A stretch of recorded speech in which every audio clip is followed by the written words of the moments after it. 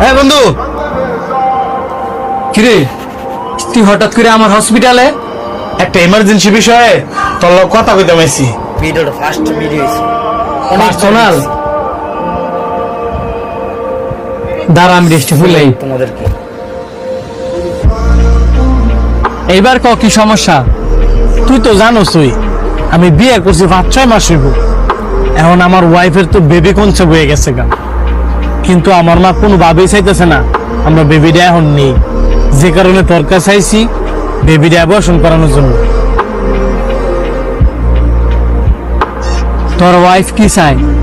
আরে আমার ওয়াইফ তো কোনো ভাবেই চাইতেছে না বাচ্চাটা নষ্ট করতো। হ্যাঁ তো আমার হাতে পায়ে ধরতেছে, এই ভিডিওর কিন্তু মার কথা তো বলাইতে পারতেছি না। প্রত্যেকটা সন্তানই মার জানের চেয়ে প্রিয়।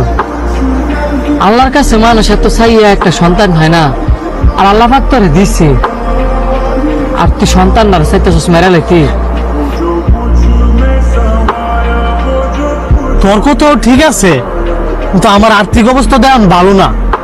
বাচ্চাটা না খাওয়ায় মারাচ্ছে, এখন নষ্ট করে দিলে ভালো না।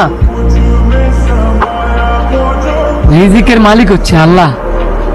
তুই চাইলে কাউরে খাওয়াইতে পারবি না, আবার তুই চাইলে কাউরে ভরণ পোষণ দিতে পারবি না।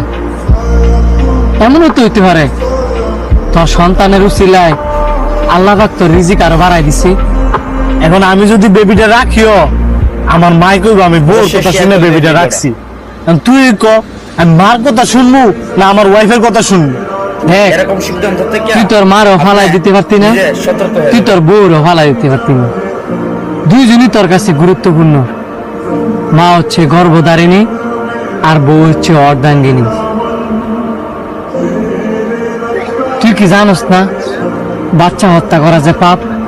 তুই জানি না হইলেও কি তোর মার কথায় তুই পাপ করবি? এটা তো আমার মায় বুঝতেছে না। বুঝাইলে অবশ্যই বুঝবে। দেখার পরে অবশ্যই বুঝবে। তোর মার গিয়ে কবি, মা আমার সন্তানের জায়গায় যদি আমি থাকতাম, আমার বউর জায়গায় যদি তুমি থাকতা, তাহলে কি পারতা তোমার শাশুড়ির কথায়, তোমার জামাইয়ের কথায় আমার মায়েরা লাইতা? আপনি কি বলছেন? পারতাম না মা। একটা শেয়ার করে দিবেন। তো আমার বউ কেমনে পারবো? তোমার কাছে যেমন আমি অনেক মূল্যবান, ভিডিওটা যতবার দেখছি আমার বউর কাছে কিন্তু তার সন্তানটা অনেক মূল্যবান। বন্ধু তুই আমার অনেক বড় একটা উপকার করছস। আমি আমার সন্তানের কিছু হইতে দিতাম না। প্রয়োজন হলে আমার রক্ত বিচ্ছে হইলো আমি আমার সন্তানকে পৃথিবীর আলো দেব।